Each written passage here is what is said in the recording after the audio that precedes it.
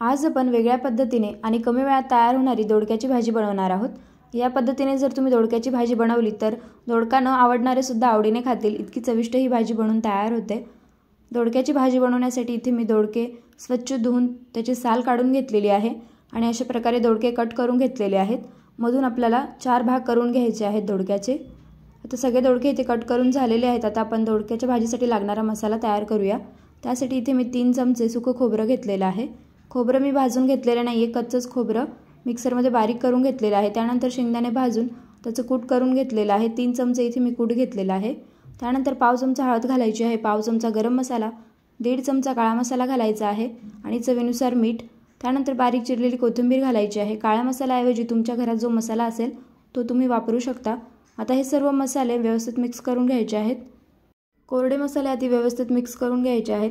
आता या मिश्रणाला बाइंडिंग येण्यासाठी यामध्ये आपण 2 चमचे पाणी घालणार आहोत, म्हणजे या मिश्रणाला छान बाइंडिंग येईल आणि मसाला आपल्याला दोडक्यामध्ये छान भरता येईल। त्यासाठी यामध्ये 2 चमचे पाणी घालायचं आहे, जास्त पाणी घालू नका।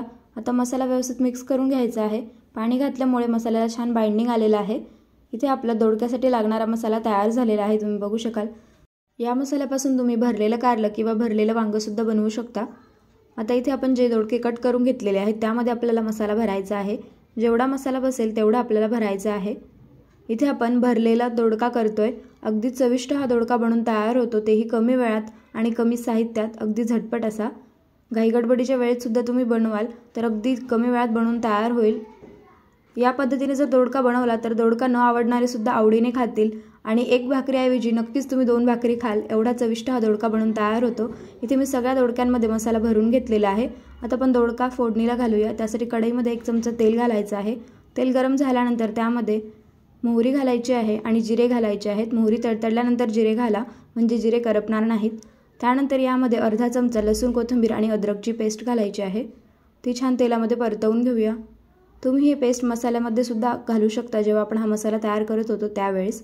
त्यानंतर उरलेला मसाला घालायचा आहे आणि तो सुद्धा छान तेलात परतवून घ्यायचा आहे। गॅसची फ्लेम मीडियम ठेवायची आहे, नाहीतर हा मसाला करपू शकतो। आता मसाला छान तेलामध्ये परतवून झालेला आहे। आता यामध्ये भरलेला दोडका घालायचा आहे। हा दोडका छान मसाल्यामध्ये आपल्याला परतवून घ्यायचा आहे, लगेच यामध्ये पाणी घालायचं नाही। आधी दोडका छान मसाल्यामध्ये परतवून घ्यायचा तेलावरती, मीडियम फ्लेमवरती। दोडका मसाल्यामध्ये व्यवस्थित मिक्स करून घ्यायचा आहे।